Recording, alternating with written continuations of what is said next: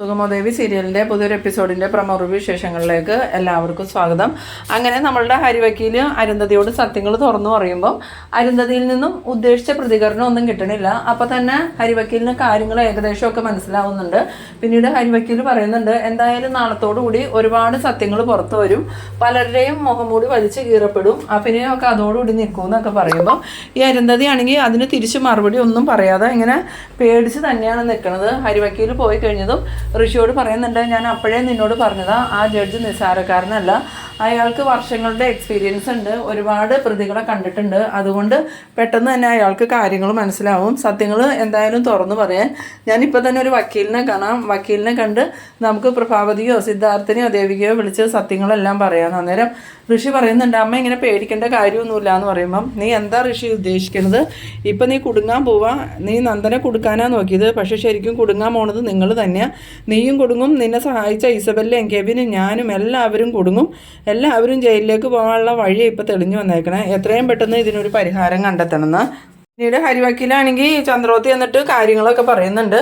ഞാൻ ഉദ്ദേശിച്ച പോലെയുള്ള സങ്കടമോ വിഷമോ ഒന്നും അരുന്ധതിയുടെ ഭാഗത്ത് നിന്ന് ഉണ്ടായില്ല എന്ന് പറയുമ്പം പ്രഭാവതി പറയുന്നുണ്ട്, ഇല്ല ഹരിയേട്ട, അരുന്ധതിക്ക് നല്ല സങ്കടമുണ്ട്, ഇന്നലെ അരുന്ധതിയുടെ ആ ദേഷ്യവും സങ്കടമൊക്കെ ഞാനും ദേവികയും കണ്ടതല്ലേ, അതൊന്നും ഒരിക്കലും അഭിനയമല്ല എന്ന് പറയുമ്പം ഹരിവക്കീൽ പറയുന്നുണ്ട്, അതാണ് യഥാർത്ഥ അഭിനയം, ശരിക്കും അഭിനയിച്ചതാണെന്ന് നമുക്ക് മനസ്സിലാവാത്ത രീതിയിലുള്ള അഭിനയത്തിനാണ് അരുന്ധതി വന്നത്.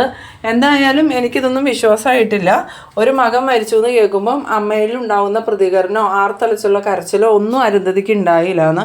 ആ സമയത്ത് നമ്മളുടെ സിദ്ധാർത്ഥനക്കും ദേവികയ്ക്കൊക്കെ ഈ കാര്യത്തിലൊരു സംശയമുണ്ട്. പിന്നീട് വീണ്ടും നമ്മളുടെ അരുന്ധതിയാണ് ഈ ഋഷിയോട് പറയുന്നുണ്ട്, മോനെ, നിനക്ക് വേണ്ടി അമ്മ ജീവിക്കുന്നത്, നീ പറയുന്നത് കേൾക്ക്, എന്തായാലും നിൻ്റെ നന്മയ്ക്കല്ലേ ഞാൻ എന്തെങ്കിലും ചെയ്യുള്ളൂ, നമുക്കിതൊക്കെ വിടാം മോനെ.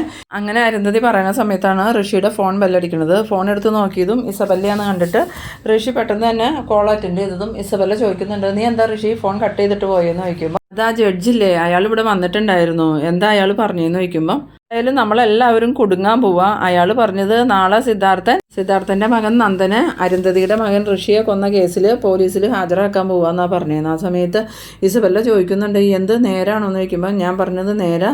അപ്പോൾ ഇത്രയും ദിവസം ഇസബെല്ല പറഞ്ഞുകൊണ്ടിരുന്നത് നന്ദൻ ഇസബെല്ലയുടെ ഉള്ളം കയ്യിലാണാലോ, എന്നിട്ടിപ്പോൾ എന്തേ ഈ കാര്യങ്ങളൊന്നും ഇസബെല്ല അറിയാതിരുന്നത്, കെവിനും ഇസബെല്ലയ്ക്കും പ്രഭാവതിയുടെ അടുത്ത് നല്ല പിടിപാടാണാലോ പറഞ്ഞത്, എന്നിട്ട് ഈ സത്യങ്ങളൊന്നും പ്രഭാവതി നിങ്ങളോട് പറയാത്ത എന്താ? എന്തായാലും നമ്മളെല്ലാവരും പെടാൻ പോകുമെന്ന് പറയുമ്പം നമ്മളൊന്ന് ചോദിക്കുന്ന സമയത്ത് ഋഷി പറയുന്നുണ്ട്, അതെ, ഞാനും ഇസബെല്ലയും കെവിനും എല്ലാവരും പെടും, എന്തായാലും ഇതിനെന്തെങ്കിലും പ്രതിവിധി ഉണ്ടോയെന്ന് എത്രയും പെട്ടെന്ന് കണ്ടെത്തണമെന്ന്. അങ്ങനെ ഇസബെല്ലയാണെങ്കിൽ ദേഷ്യത്തോടുകൂടി ഫോൺ വെച്ചതും ഋഷിയോട് വീണ്ടും അരുന്ധതി പറയുന്നുണ്ട്, നീയാ ഋഷി ഇതിൽ കുടുങ്ങോളൂ, നീയാ മരിച്ചു എന്നും പറഞ്ഞുകൊണ്ട് നന്ദൻ ഇപ്പോൾ ജയിലിലേക്ക് പോകാൻ പോണത്, എന്തായാലും ഏറ്റവും കൂടുതൽ ശിക്ഷ അനുഭവിക്കാൻ പോണത് നിനക്ക് തന്നെയായിരിക്കും, ഇസബെല്ലയും കെവിനും ഇതിൽ നിന്നൊക്കെ രക്ഷപ്പെട്ടു പോകും, നിന്നെ അവർ ചതിക്കോ ഋഷി എന്ന് പറയുമ്പം ഋഷിയാണെങ്കിൽ ഇങ്ങനെ ആലോചിച്ച് നിൽക്കുന്നുണ്ട്. ഇതേ സമയം നമ്മളുടെ ഇസബെല്ല ഫോൺ വെച്ചതും കെവിനോടും ഈ കുരുവിളയോടും പറയുന്നുണ്ട്, ഞാനിനി എന്തായാലും തോക്കാനൊന്നും തീരുമാനിച്ചിട്ടില്ല, ഞാൻ എന്ത് ലക്ഷ്യത്തിലാണോ ഇങ്ങോട്ട് വന്നത് ആ ലക്ഷ്യം നടത്തിയിട്ട് ഞാൻ പിന്നോട്ട് മാറുള്ളൂ. ആ സമയം കുരുവിള പറയുന്നുണ്ട്, ഇനി നമുക്ക് ഒന്നും ചെയ്യാൻ പറ്റില്ല, എന്തായാലും അവർ കാര്യങ്ങളൊക്കെ തീരുമാനിച്ച് ഉറപ്പിച്ചിട്ടുണ്ട്, അവർ നാളെ നന്ദനെ സ്റ്റേഷനിൽ ഹാജരാക്കി കഴിഞ്ഞാൽ പിന്നെ നന്ദനെയും കൊണ്ട് പോലീസ് തെളിവെടുപ്പിനായിട്ട് ആ ബിൽഡിങ്ങിലും അതുപോലെ നന്ദൻ കുഴിച്ചു മൂടിയെന്ന് പറയുന്ന സ്ഥലത്തൊക്കെ വരും. അങ്ങനെ കുഴി വെട്ടി നോക്കി കഴിയുമ്പം അതിനകത്ത് ഋഷിയുടെ ബോഡി ഉണ്ടാവില്ല, അപ്പം തന്നെ കള്ളത്തരം എല്ലാം പൊളിയും, പിന്നീട് പിടിക്കപ്പെടാൻ പോകുന്നത് കെവിനായിരിക്കുമെന്ന്. അത് കേട്ടത് നമ്മളുടെ കെവിനാണെങ്കിൽ ആകെ ടെൻഷനാവുന്നുണ്ട്. എന്നിട്ട് കെവിൻ ചോദിക്കുന്നുണ്ട്, സാറേ ഞാൻ എന്തിനാ പിടിക്കപ്പെടണേന്ന് ചോദിക്കുമ്പം, ബോഡി കാണാതാവുമ്പോൾ എന്തായാലും നന്ദൻ പറയില്ലേ ഞാനല്ല കുഴി വെട്ടി മൂടിയത് കെവിനാന്ന്, അപ്പോൾ പിന്നെ കെവിനെ അല്ലേ പോലീസ് ചോദ്യം ചെയ്യുള്ളൂ, അതോടുകൂടി കെവിൻ്റെയും ഇസബെല്ലയുടെയും എല്ലാവരുടെയും കള്ളത്തരം പൊളിയുകയും ചെയ്യും, പിന്നെ വഞ്ചനാകുറ്റത്തിന് നിങ്ങളെല്ലാവരും ജയിലിലും ആവുമെന്ന്. ആ സമയം ഇസബെല്ല പറയുന്നുണ്ട്, ഞാൻ അതിനൊന്നും തയ്യാറല്ല, എന്തായാലും ഞാൻ ചന്ദ്രോത്ത് വരെ പോകുന്നുണ്ട്, നന്ദനെ എനിക്കൊന്ന് നേരിട്ട് കാണണം, നന്ദൻ നാളെ ഒരു കാരണവശാലും പോലീസ് സ്റ്റേഷനിൽ ഹാജരാവാൻ പാടില്ല, ആ നീക്കം ഞാൻ തടഞ്ഞിട്ടേ ഇങ്ങോട്ട് വരുള്ളൂ എന്നും പറഞ്ഞ് ഇസബെല്ല കലി തുള്ളിക്കൊണ്ട് കാറിൽ കയറി പോകുന്നുണ്ട്. പിന്നീട് കാണിക്കുന്നത് നമ്മളുടെ മുരളീനെയാണ്. മുരളിയോട് ഭാർഗവി ചോദിക്കുന്നുണ്ട്, എടാ മുരളി, ചന്ദ്രോത്തെ കാര്യങ്ങൾ എന്തായി, നന്ദമോൻ്റെ കാര്യത്തിൽ എന്തെങ്കിലും തീരുമാനമായോ എന്ന് ചോദിക്കുമ്പം, കാര്യങ്ങൾ കൂടുതൽ കുഴപ്പത്തിലേക്ക് പോയിക്കൊണ്ടിരിക്കും അമ്മേ, എന്തായാലും നാളെ നന്ദനെ സ്റ്റേഷനിൽ ഹാജരാക്കുമെന്നാണ് പറഞ്ഞ്. ആരാ ഹാജരാക്കണേന്ന് ചോദിക്കുമ്പം, അതെല്ലാം ഹരിസാറാ തീരുമാനിച്ചേക്കണേ, ഹരിസാറിൻ്റെ തീരുമാനത്തിന് ദേവികയും സിദ്ധാർത്ഥൻ സാറും സപ്പോർട്ട് ചെയ്യുന്നുണ്ട്. പക്ഷേ പ്രഭയാൻറ്റി ശക്തമായി തന്നെ എതിർക്കുന്നുണ്ട്. നന്ദന് നിയമത്തിന് വിട്ടുകൊടുക്കില്ല എന്നാണ് പറയണത്. പക്ഷേ സിദ്ധാർത്ഥൻ സാറൊന്നും അത് അംഗീകരിച്ചിട്ടില്ല. എന്തായാലും നാളെ തന്നെ നന്ദനെ സ്റ്റേഷനിൽ ഹാജരാക്കും. ആ സമയത്ത് ഭാർഗവി പറയുന്നുണ്ട്, എൻ്റെ പ്രഭക്കുഞ്ഞ് ഇതെങ്ങനെ താങ്ങും? അതുമാത്രമാണോ ചന്ദ്രോത്തിൻ്റെ അന്തസ്സും അഭിമാനവും സിദ്ധാർത്ഥ സാറിൻ്റെ ആത്മാഭിമാനവും എല്ലാം നഷ്ടപ്പെടൂലേ? ഇങ്ങനെ സ്വന്തം മകൻ ഒരു കൊലപാതകയാന്ന് പറഞ്ഞാൽ സാറിന് ഇനി പുറത്തിറങ്ങി നടക്കാൻ പറ്റുമെന്ന്. ആ സമയം മുരളി പറയുന്നുണ്ട്, ഇതിപ്പോൾ സിദ്ധാർത്ഥ സാറിനേക്കാളും കൂടുതൽ ബാധിക്കാൻ പോകുന്നത് ദേവികേനെയാണ്. ദേവിക ഇപ്പോൾ നിലവിൽ MLA അല്ലേ? MLAയുടെ ഭർത്താവ് ഒരാളെ കൊന്നു എന്ന് പറഞ്ഞിട്ടുണ്ടെങ്കിൽ അതിൻ്റെ എല്ലാ ഭവിഷ്യത്തും നേരിടാൻ പോകേണ്ടത് ദേവിക തന്നെയായിരിക്കുമെന്ന്. പിന്നീട് കാണിക്കുന്നത് നമ്മളുടെ ശാരികേനെയും ദേവികേനെയാണ്. ശാരികയാണെങ്കിൽ ദേവിക വന്നതും ചേച്ചി ചന്ദ്രോത്ത് പോയിട്ട് എന്താ പറഞ്ഞ് ഹരിയങ്കൾ എന്നാ പറയണേന്ന് ചോദിക്കുമ്പം അത് വേറെ ഒന്നുമല്ല, ഇന്ന് ഹരിയങ്കൾ അരുന്ധതി മേഡത്തിൻ്റെ വീട്ടിൽ പോയായിരുന്നു. അവിടെ ചെന്നിട്ട് ഋഷി കൊല്ലപ്പെട്ട കാര്യവും കൊന്നത് നന്ദു എന്നുള്ള കാര്യവും ഹരിയങ്കൾ അരുന്ധതി മേഡത്തോട് പറഞ്ഞു. എന്നിട്ട് അവരെന്ത് പറഞ്ഞു ചേച്ചിന്ന് ചോദിക്കുമ്പം അതാണ് രസം. ഹരിയങ്കൾ പറയണത് ഒരു മകൻ മരിച്ചിട്ട് ഉള്ള ഒരു അമ്മയുടെ വെപ്രാളോ വിഷമോ കരച്ചിലോ ഒന്നും അരുന്ധതി മേഡത്തിന് ഉണ്ടായിരുന്നില്ല എന്നാ. പിന്നെ എന്തിനാ അവർ കഴിഞ്ഞ ദിവസം ചന്ദ്രോത്ത് വന്ന ആ മാതിരി പ്രശ്നം ഉണ്ടാക്കിയെന്ന് വയ്ക്കുമ്പം അതാ ഞങ്ങൾക്കൊന്നും മനസ്സിലാവാത്തത്.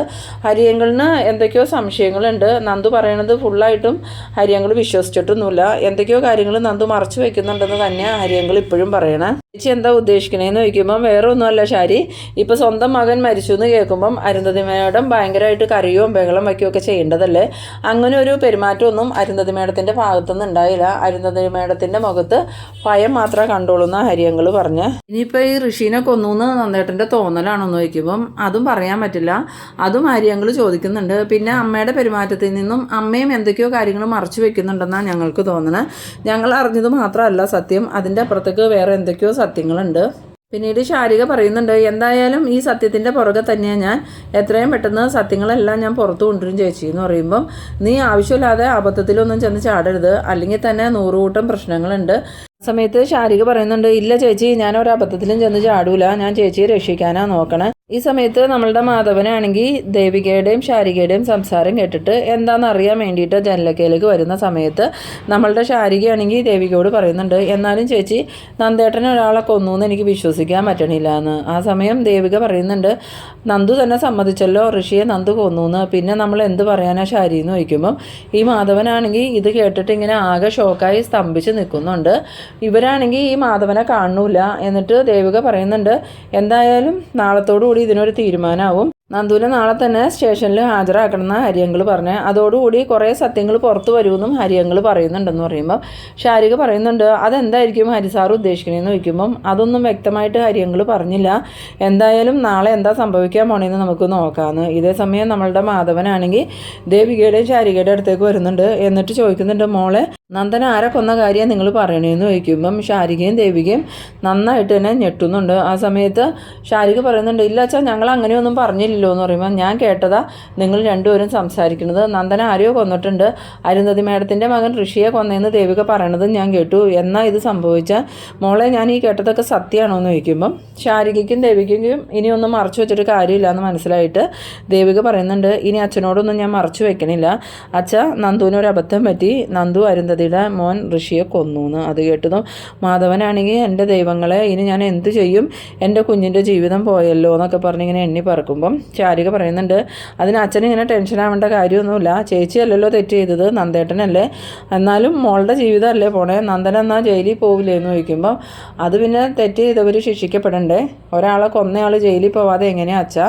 എന്നിട്ട് സിദ്ധാർത്ഥൻ സാറ് നന്ദനെ രക്ഷിക്കാൻ നോക്കണില്ലേ എന്ന് ചോദിക്കുമ്പം ദേവിക പറയുന്നുണ്ട്, ഇല്ല അച്ഛാ, അച്ഛൻ അങ്ങനെയൊന്നും ചെയ്യില്ല.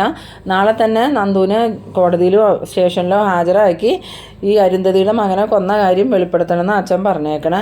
അപ്പോൾ നാളത്തോടുകൂടി എല്ലാവരും അറിയില്ലേ നന്ദനൊരു കൊലപാതകയാണെന്ന് ചോദിക്കുമ്പം അറിയും അച്ഛാ, ആളുകൾ അറിയാതിരിക്കണേ എങ്ങനെയാണ്. ആ സമയത്താണ് നമ്മളുടെ രാധിക അങ്ങോട്ട് വരുന്നത്. രാധിക വന്നതും ഇവരുടെ സംസാരം എന്തൊക്കെയോ രാധിക കേട്ടിട്ടുണ്ട്. എന്നിട്ട് നിങ്ങൾ എന്താ ഇവിടെ രഹസ്യമായിട്ട് സംസാരിക്കണേന്ന് ചോദിക്കുമ്പം മാധവനാണെങ്കിൽ ഇങ്ങനെ വിഷമത്തോടുകൂടി ഇരിക്കണ കണ്ടിട്ട് മാധവൻ്റെ അടുത്തേക്ക് എന്നിട്ട് രാധിക ചോദിക്കുന്നുണ്ട്, എന്താ മാധവേട്ട എന്താ പറ്റിയെന്ന് ചോദിക്കുമ്പം രാധിക ഒരു പ്രശ്നമുണ്ട്, എന്ത് പ്രശ്നമാണെന്ന് ചോദിക്കുമ്പം അതെ നീ വിഷമിക്കരുത്, നന്ദൻ ഒരു കൊലപാതകം ചെയ്തു. ആ സമയത്ത് രാധികയാണെങ്കിൽ ഒന്നും മനസ്സിലാവാത്ത പോലെ ദേവികേനെയും ശാരികേനെയും ഒക്കെ നോക്കണ സമയത്ത് ദേവിക പറയുന്നുണ്ട്, അച്ഛൻ പറഞ്ഞത് നേരെ അമ്മേ, നന്ദു ആ അരുന്ധതി മേഡത്തിൻ്റെ മകനില്ലേ ഋഷി, അവനെ കൊന്നു എന്ന്. അത് കേട്ടതും രാധികയാണെങ്കിൽ എന്നതാ ദൈവങ്ങളെ ഞാൻ ഈ കേൾക്കണേ, എൻ്റെ കുഞ്ഞിൻ്റെ ജീവിതം പോയല്ലോ, ഇനി എന്തൊക്കെ സംഭവിക്കാൻ പോണേന്നൊക്കെ ചോദിക്കുമ്പോൾ ശാരിക പറയുന്നുണ്ട്, അമ്മ ഇങ്ങനെ ഓരോന്ന് പറഞ്ഞ് ചേച്ചീനെയും കൂടി വിഷമിപ്പിക്കില്ലേ, എന്തായാലും നാളെ നന്ദേട്ടനെ പോലീസ് സ്റ്റേഷനിൽ ഹാജരാക്കും, അത് കഴിഞ്ഞിട്ട് കാര്യങ്ങളൊക്കെ അതിൻ്റെ രീതിക്ക് തന്നെ നടക്കുമെന്ന്. പിന്നീട് കാണിക്കുന്നത് നമ്മളുടെ ഇസബല്ലയാണെങ്കിൽ ദേഷ്യത്തോടു കൂടി ചന്ദ്രോത്തേക്ക് കാർ ഓടിച്ചു പോവുകയാണ്. ആ സമയത്ത് ഇസബല്ല ഇങ്ങനെ മനസ്സിൽ വിചാരിക്കുന്നുണ്ട്, എന്തായാലും നാളെ നന്ദനെ പോലീസ് സ്റ്റേഷനിൽ ഹാജരാക്കാൻ ഞാൻ സമ്മതിക്കില്ല, നന്ദനെ ചെന്ന് കണ്ടിട്ട് ഒരിക്കലും സ്റ്റേഷനിലേക്ക് പോകരുതെന്ന് ഞാൻ പറയും, നന്ദൻ ഞാൻ പറഞ്ഞാൽ കേൾക്കാതിരിക്കില്ല, എന്തായാലും ചന്ദ്രോത്തുകാരുടെ എല്ലാ പ്ലാനും ഞാൻ പൊളിക്കുമെന്നൊക്കെ ഇങ്ങനെ മനസ്സിൽ വിചാരിച്ചുകൊണ്ട് ചന്ദ്രോത്ത് ചെന്ന് ഇറങ്ങുന്നുണ്ട്. അങ്ങനെ പ്രഭാവതിയാണെങ്കിൽ കാറിൻ്റെ ഒച്ച കേട്ടതും പുറത്തേക്ക് വരുമ്പോൾ കാണുന്നത് ഇസബല്ല കാറിൽ നിന്ന് ഇറങ്ങി വരുന്നതാണ്. അങ്ങനെ ഇസബല്ലയെ കണ്ടതും പ്രഭാവതിക്കാണെങ്കിൽ ഇസബല്ലയോട് എന്ത് പറയുമെന്നുള്ളൊരു ടെൻഷനാവുന്നുണ്ട്. കാരണം ഇസബല്ല ഈ ഒരു സത്യം ആരോടും പറയരുതെന്ന് ഈ നന്ദനോടും പ്രഭാവതിയോടും പ്രത്യേകം പറഞ്ഞിരുന്നതാണ്. ഇനിയിപ്പോൾ സത്യങ്ങളെല്ലാം പുറത്തറിഞ്ഞു കഴിയുമ്പം ഇതിന് സപ്പോർട്ടായിട്ട് ഇസബല്ല ഉണ്ടെന്ന് അറിഞ്ഞിട്ട് ഇസബല്ലയ്ക്കും പ്രശ്നമാവുമല്ലോ എന്നുള്ള ഒരു വിഷമമൊക്കെ പ്രഭാവതിക്കുണ്ട്. അങ്ങനെ ഇസബല്ല വന്നിട്ട് നന്ദൻ എവിടെ ആൻറ്റി എന്ന് ചോദിക്കുമ്പം പ്രഭാവതിയാണെങ്കിൽ എന്തോ പറയാനായിട്ട് തുടങ്ങുന്ന സമയത്ത് സിദ്ധാർത്ഥൻ അങ്ങോട്ട് വരുന്നുണ്ട്. സിദ്ധാർത്ഥന് ഇസബല്ലയെ കണ്ടതും നല്ല ദേഷ്യം വരുന്നുണ്ട്. എന്നിട്ട് സിദ്ധാർത്ഥൻ വന്നിട്ട് എന്താണെന്ന് ചോദിക്കുമ്പം എനിക്ക് നന്ദനെ ഒന്ന് കാണണമായിരുന്നു എന്ന് പറയുന്നത്. ആ സമയത്ത് സിദ്ധാർത്ഥൻ ചോദിക്കുന്നുണ്ട്, നീ എന്തിനാ നന്ദനെ കാണണേന്ന് ചോദിക്കുമ്പം അത് വേറെ ഒന്നുമല്ല സാർ, എനിക്ക് നന്ദനോട് കുറച്ച് സംസാരിക്കാനുണ്ടെന്ന് പറയുന്നു. ആ സമയത്ത് നമ്മളുടെ ദേവികയാണെങ്കിൽ അങ്ങോട്ട് വരുന്നുണ്ട്. ദേവികയ്ക്ക് ഇസബല്ലയെ കണ്ടതും നല്ല ദേഷ്യം വരുന്നുണ്ട്. എന്നിട്ട് ദേവിക വന്നിട്ട് ചോദിക്കുന്നുണ്ട്, ഇസബല്ലയ്ക്ക് എന്താ ഇവിടെ കാര്യം എന്ന് ചോദിക്കുമ്പം അത് ചോദിക്കാൻ നീ ആരാ, ഞാനിവിടെ പ്രഭയാൻ്റിയുടെയും സിദ്ധാർത്ഥൻ അങ്കിളിൻ്റെ വീട്ടിലോട്ടാണ് വന്നത്, നിൻ്റെ വീട്ടിലോട്ടൊന്നും അല്ല എന്ന് പറയുമ്പോൾ സിദ്ധാർത്ഥൻ ചോദിക്കുന്നുണ്ട്, ഇപ്പോൾ ഇസബല്ലയ്ക്ക് എന്താ വേണ്ടതെന്ന്. ആ സമയം ഇസബല്ല പറയുന്നുണ്ട്, എനിക്ക് നന്ദനെ കണ്ട് അത്യാവശ്യമായിട്ട് കുറച്ച് കാര്യങ്ങൾ സംസാരിക്കാനുണ്ടെന്ന് പറയുമ്പം സിദ്ധാർത്ഥൻ പറയുന്നുണ്ട്, ഇത്രയും നാളും സംസാരിച്ചില്ലേ, അതൊക്കെ തന്നെ അധികം, ഇനിയിപ്പോൾ എന്തായാലും നന്ദനെ കാണാനോ സംസാരിക്കാനോ പറ്റില്ല. അന്നേരം ഇസബല്ലയാണെങ്കിൽ അവിടെ തന്നെ നിന്നുകൊണ്ട് നന്ദാന്ന് പറഞ്ഞിങ്ങനെ നിന്ന് വിളിക്കുന്നുണ്ട്. ആ സമയം സിദ്ധാർത്ഥന് ഭയങ്കര ദേഷ്യം വന്നിട്ട് സിദ്ധാർത്ഥൻ പറയുന്നുണ്ട്, നിർത്തടി നിൻ്റെ പ്രസംഗം, നീ ഇവിടുന്ന് ഇറങ്ങിക്കോ, ഇപ്പോൾ തന്നെ നീ ഇവിടുന്ന് ഇറങ്ങിയില്ലെങ്കിൽ നിന്നെ ഞാൻ പിടിച്ച് പുറത്താക്കും, നീ ഇനി നന്ദനായിട്ട് സംസാരിക്കാനൊന്നും പോണില്ല, ഇറങ്ങിപ്പോന്നും പറഞ്ഞ് നന്ദനാണെങ്കിൽ ഇസബല്ലയെ അവിടെ നിന്ന് ആട്ടിപ്പായിക്കുന്നുണ്ട്. ഈ സമയത്ത് ഇസബല്ല എന്ത് ചെയ്യണമെന്ന് അറിയാതെ ഇങ്ങനെ തിരിഞ്ഞു നോക്കിക്കൊണ്ട് കാറിൽ കയറി പോകുന്ന ആ ഒരു സീനിലാണ് ഈ എപ്പിസോഡ് അവസാനിക്കുന്നത്. അപ്പോൾ നമുക്ക് അടുത്തൊരു എപ്പിസോഡുമായി വീണ്ടും കാണാം. അതുവരേക്കും ബൈ ബൈ.